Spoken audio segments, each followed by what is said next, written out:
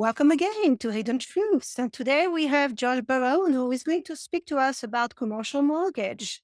Hi, Josh. How's everything going? Everything's wonderful, and especially if you're not in the commercial mortgage business right now, but everything's great here. Yeah, things are starting to progress somewhat like we have said in past uh, video blogs. Mhm. And some of this stuff actually goes back 2 years ago when I was saying that there would be problems in this area. Again, it is what it is, and this is where we're at. And the Fed, I think we said this previously, the Fed has gone to a point where they are starting to break things.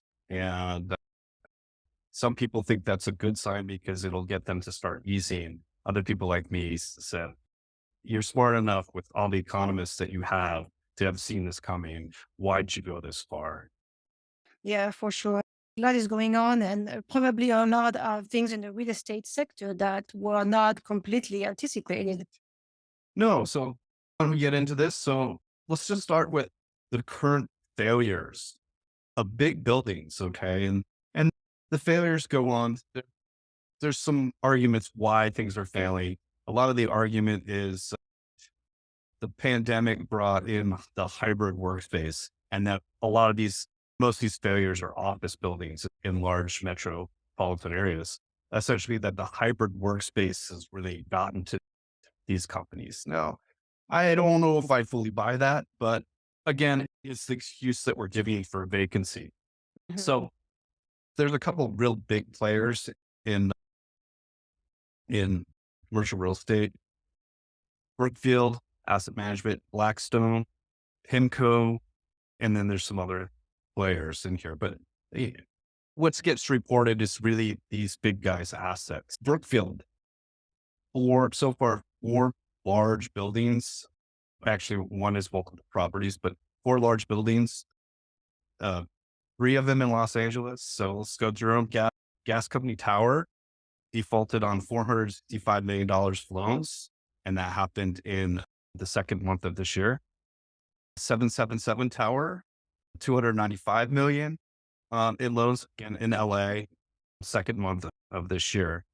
They also defaulted on, and this one's really recent, a multiple property portfolio in Washington, DC that had 161 million um, uh, in loans. And that happened on this month, just a couple days ago.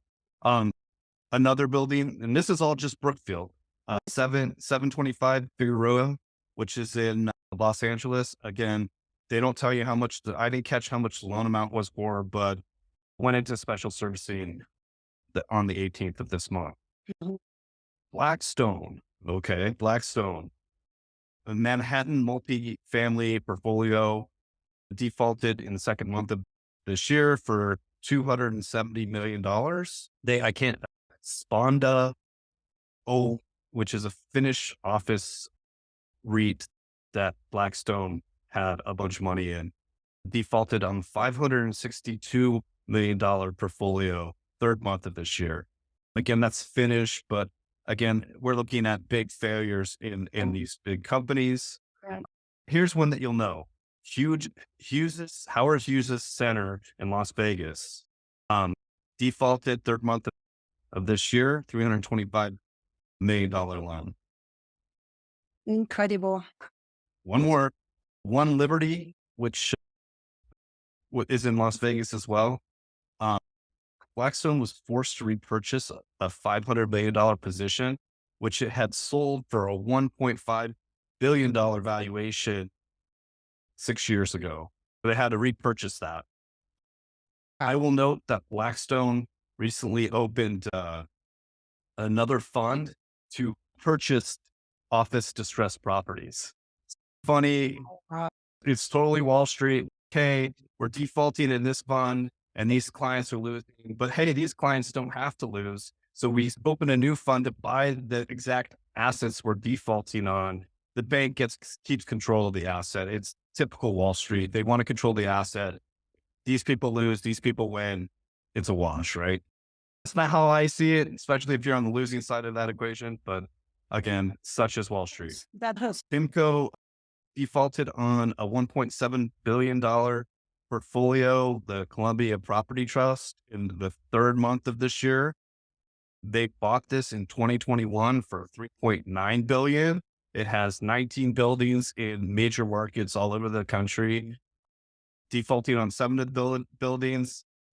80 on the buildings are defaulting. 87% were leased by blue chip companies. You wouldn't think they would have a vacancy problem. To note that Twitter was one of their blue chip companies, and when Elon Musk took over Twitter, he stopped paying rents. And so that was supposedly, they highlighted that as a problem in that portfolio. Um, it's interesting. I wouldn't necessarily think that some of this is vacancy problems. This might be interest rate problems, because most of these loans are floating. And that's the thing to keep in mind. And we'll get into that. But that most of these loan portfolios have floating debt on them. And so as the Fed raised interest rates, their mortgage payments went up and their rent payments didn't keep up. Now they're underwater on the properties, throwing them back into special servicing. So last big defaults that I have, WeWork and the Roan Group, $240 million loan on a San Francisco office tower, defaulted on the 13th of this month. So those are the major defaults that we're seeing.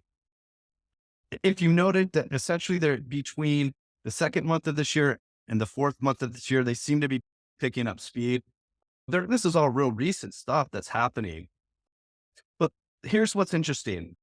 So each one of these companies essentially has private investors in them, and they're in what they call real estate income trusts. Okay. So let's talk about redemption blocks. And so these are the real estate investment trust redemption.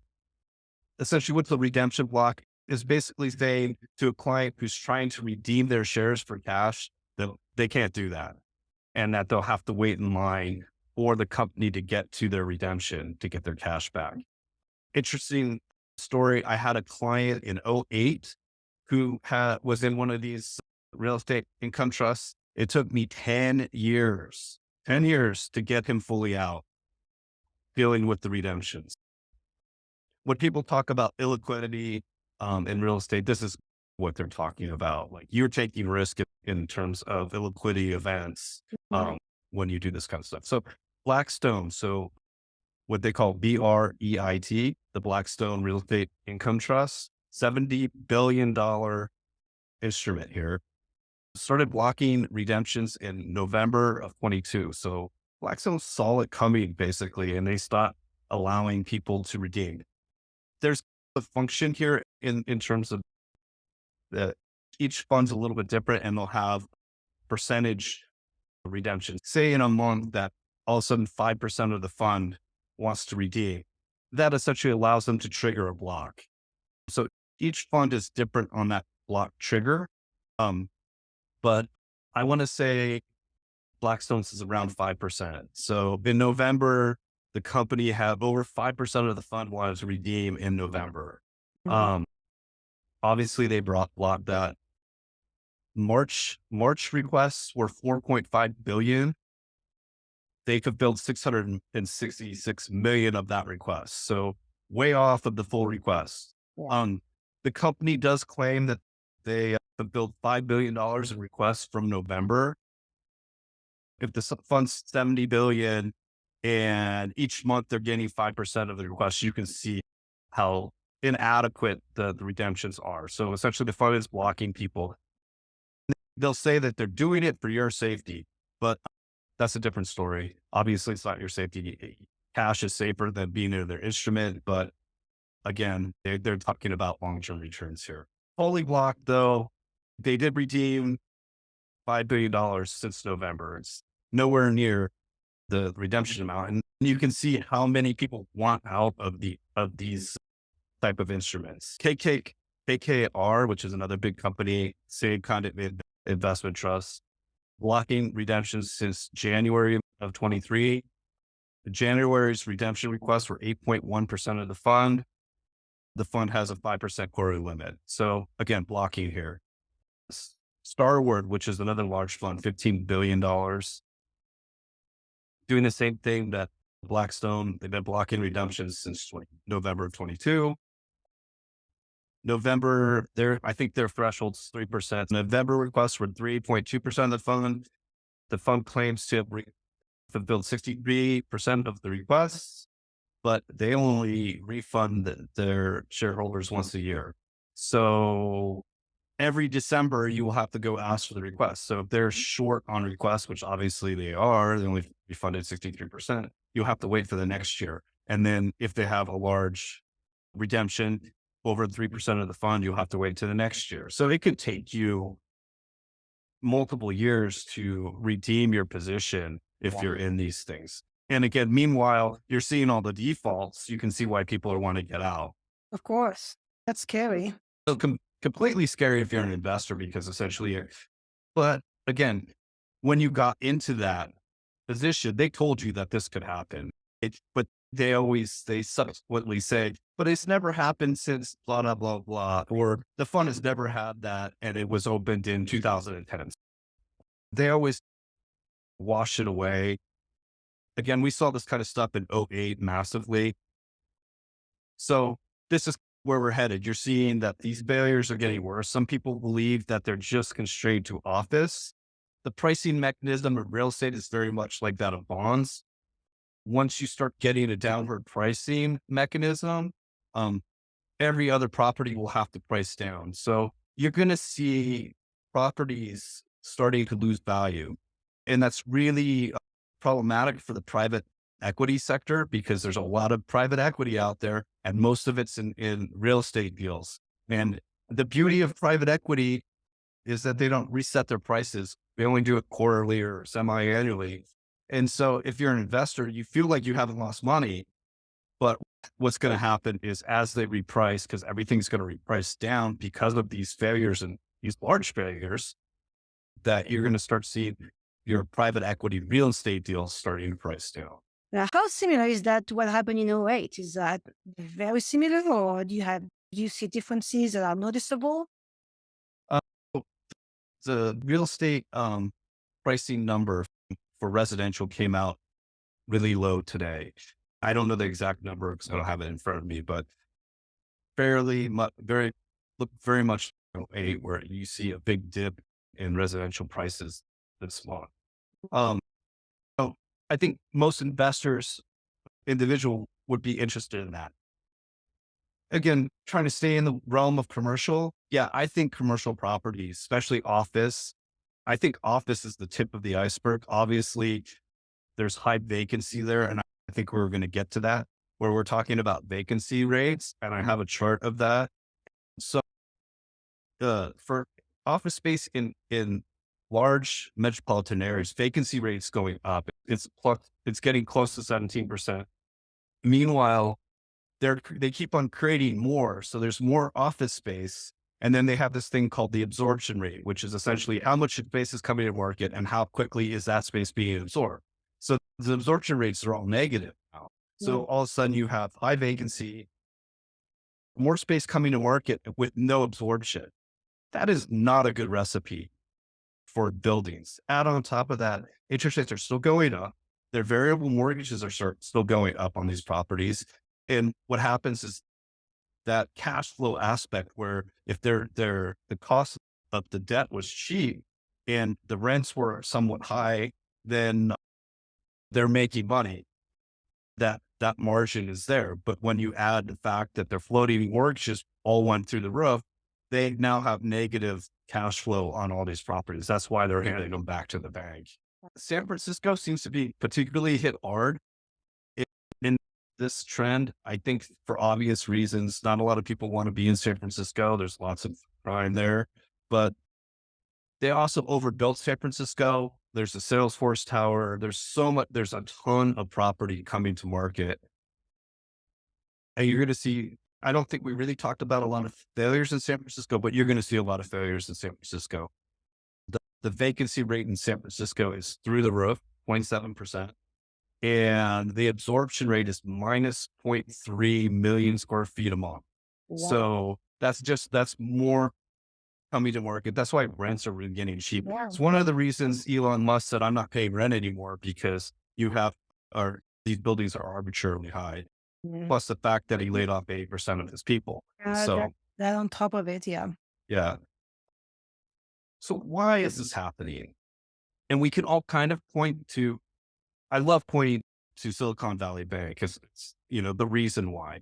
But the Silicon Valley Bank's failure is part of the reason why. Not because of what they did. I don't want to get into that. We've done that in previous blogs. Yeah. But the simple fact that everybody is now protecting capital in the banking industry. Wells Fargo, I think last Thursday announced that it's trading off all personal lines of credit. So essentially, if you had a personal line of credit, equity line of credit or something with Wells Fargo and you weren't using it, then they essentially turned it off. It doesn't exist for you anymore. Or if you were using 50,000 of 100,000 line, that 100,000 line is now 50,000. They just took off your excess so that you can't borrow anymore. So So they're limiting their risk. yeah, essentially they're protecting their capital. They're worried about delinquent loans, that kind of thing. So that's interesting because SD S Silicon Valley Bank was a deposit run. Okay. So that's their deposits running out of the bank that caused problems to their capital level. So what's going to happen now is they're protecting their capital because they had deposit runs. But by not allowing people to essentially refi or allow these floating rate mortgages to get too high, what you're going to have is now you have a lending book problem. Their loans are going to sour on their book. So that's an asset that hits their capital again. So all these bankers are drying up liquidity. Okay. So there's less and less liquidity out there. That's called a liquidity crunch. Essentially that will slow down the economy rapidly. It does the Fed is working for them, but the Fed is still in raise mode again. So how much damage does this cause? And you're seeing that. I think what we're talking about here is the tip of the iceberg. You're starting to see these large office buildings fail. And I think that that's going to domino effect into most commercial markets. It will get down into warehousing. Warehousing is has a very low vacancy right now in most markets, but it's going to get down there. And so you're going to see, I think these failures are just, again, they're going to become more rapid. We're going to see more next month. We're going to see more next after that. And this is why. So the commercial market, the CMBS that we're really talking about, has a ton of debt due in 23 and 24. Unlike real estate, like your mortgage loan that you have 30 years to pay, most commercial loans are 3, 5, 7 years in nature. Um, it, and most of them are variable rate. So of, of the existing mortgages, non-bank, this is non-bank, this is all private equity stuff. There's a massive amount, 92 billion due in this year. 48% of that's floating rate. Yeah. Well, So here I am. I have an office building. Rates, my floating rate debt is through the roof. My rents don't cover my mortgage payment anymore. And now I have to go to the bank to refi that.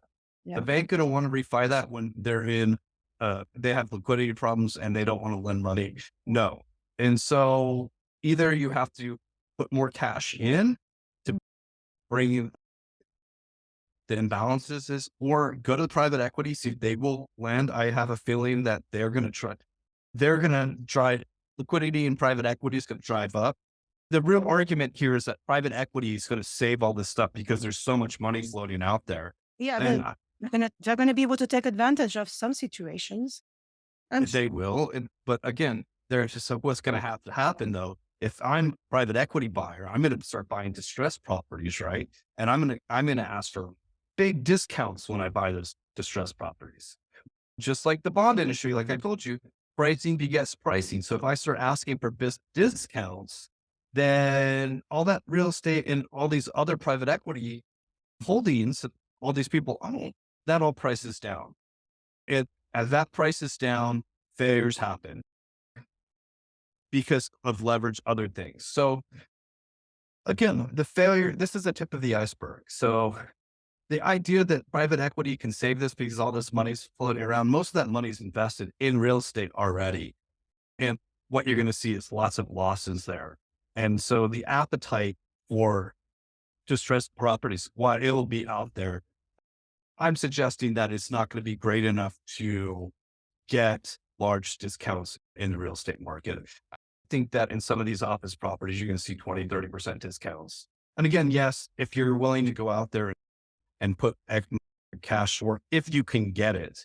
Okay. And that's the big thing. If you can get the liquidity, which is going to be hard to come by, Right. then maybe you can be a turkey vulture and pick up the roadkill and throw yourself on it and make money in the future.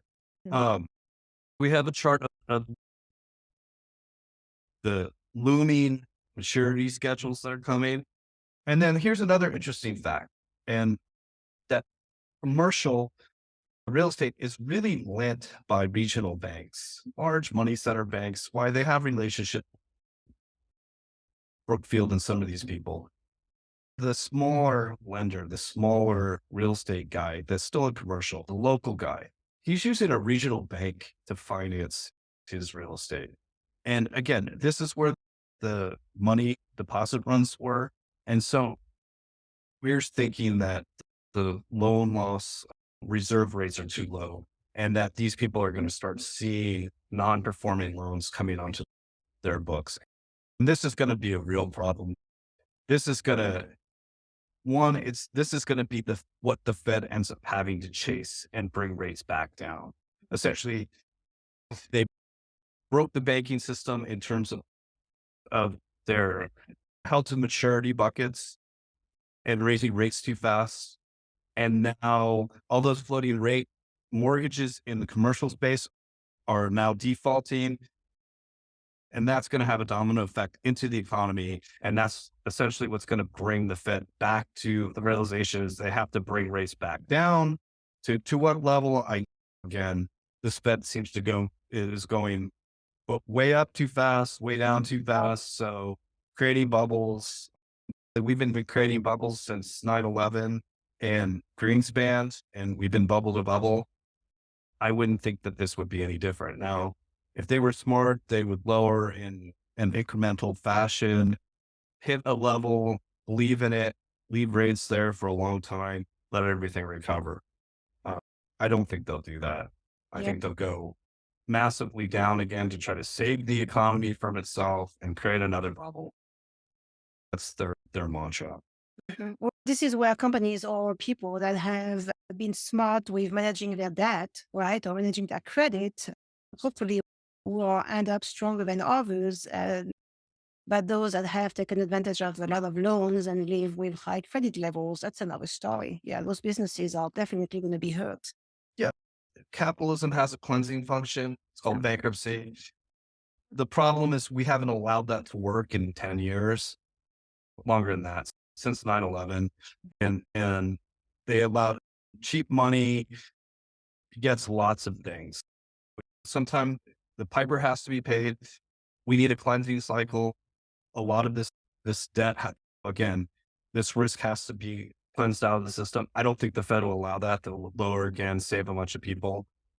Again, Blackstone will just buy its real estate back into another fund and the cycle will go on. Mhm.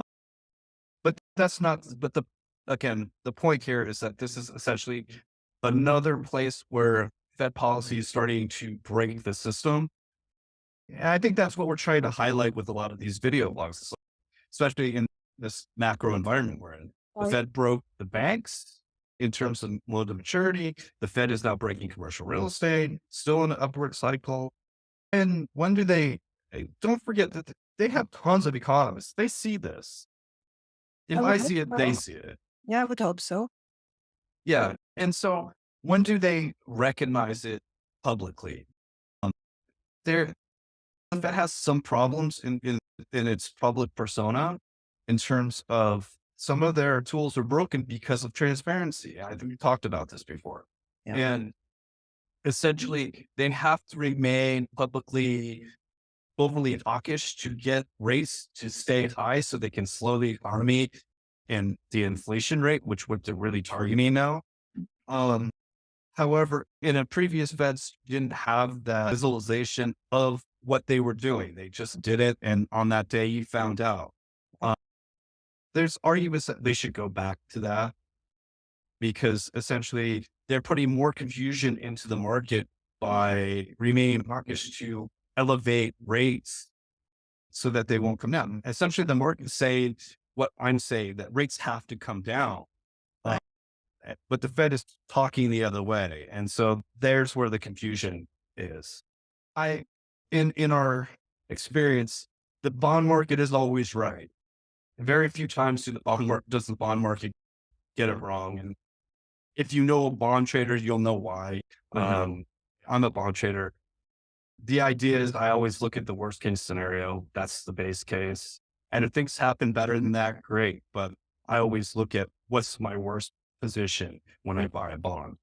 And that's how most bond traders work. The people notoriously think they're depressed, but that's just how their minds operate. And the bond market is saying rates have to come down. And there's confusion there. And the equity market is in la land right now. Can't see daylight from any of this because earnings look good or some other positive factor. But the leading economic indicator index is the lowest. It's the lowest since '08. The forward econometrics are all bad. This is going to happen. There's no way out of it. And so you can talk. Bubble TV can tell you that it's wonderful, and they are.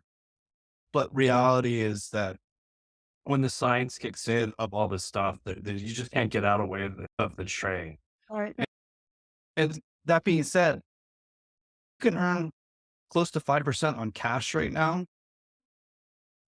That's risk. That's again, it's not completely risk free because inflation is high, but uh, again, 5% return on an extremely low risk asset right now doesn't seem so bad to me, especially with what I see coming in the future. To put it in layman's terms, Yeah.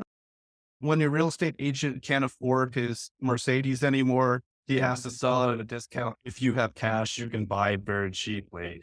You can then sit on it for a year. And then after when the Fed then prints money and everything goes back to boom ideology again, you can sell it and reap the benefits. But you have to have cash at that time to do it because credit doesn't work because nobody will lend you the money in those periods of time.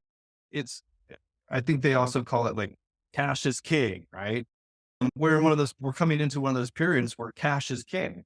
And again, have not, a lot of people haven't gone through that type of period. '08 was that very much where you saw lots of discounting in residential homes. I think Blackstone was one of the first major people coming in. They just slash and burn, bought everything discounted. And then they started renting them Well, because that's, yeah. nobody could afford a mortgage because their credit was messed up and they had to rent. Yeah. It was brilliant.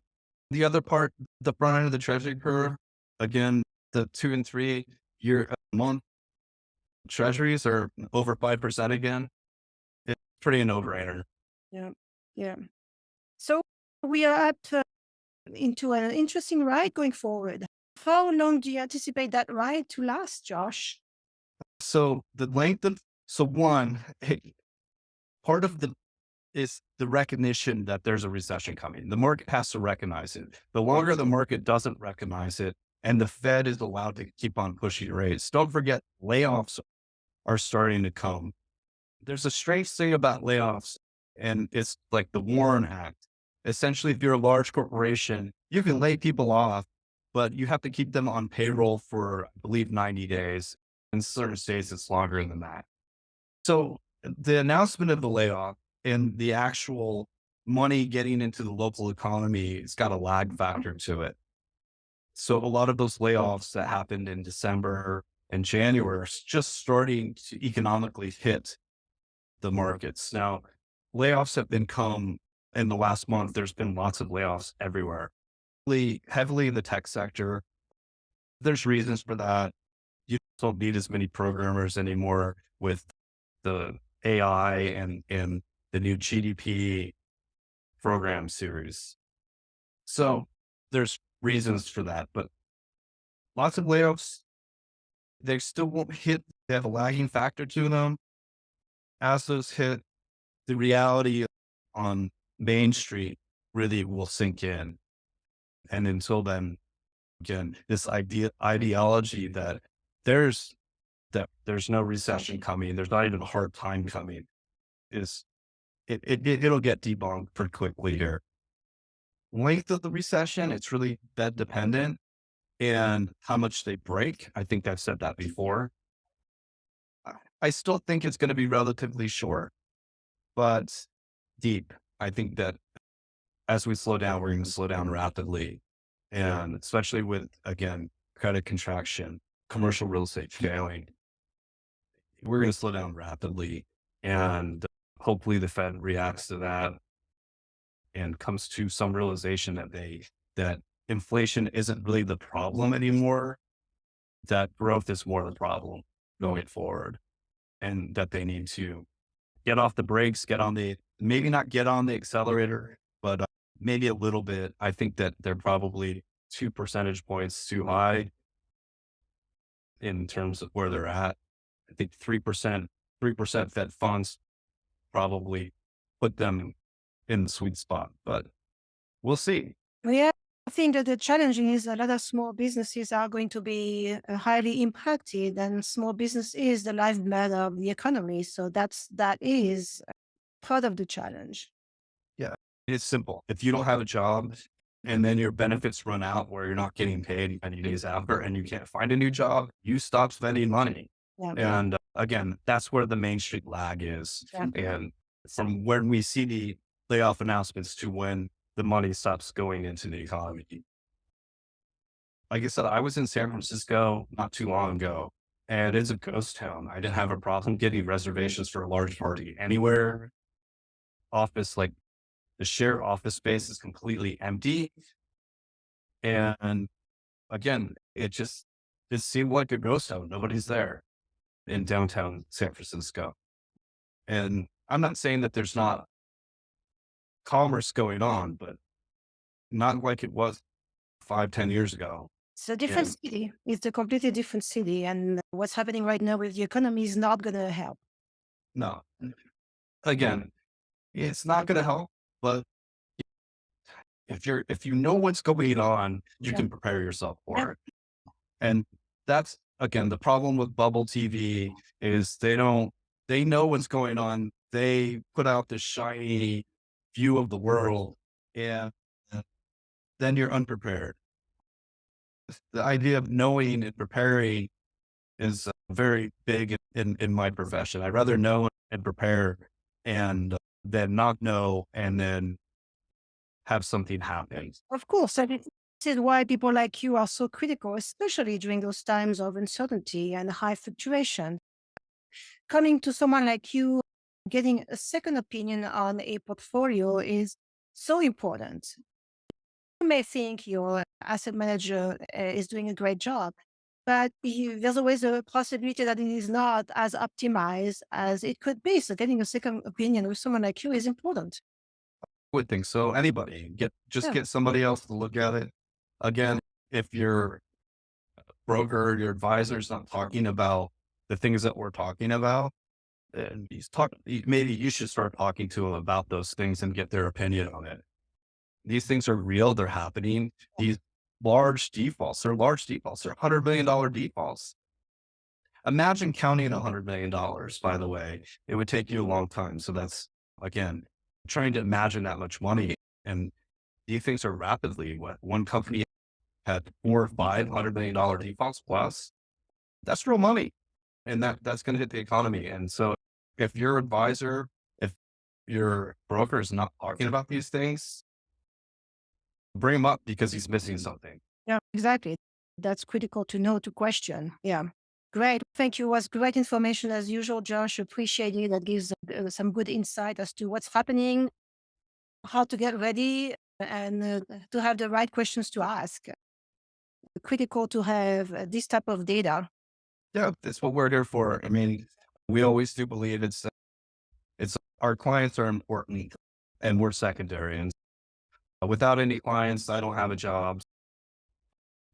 Viva the clientele. Another clientele, exactly what it is.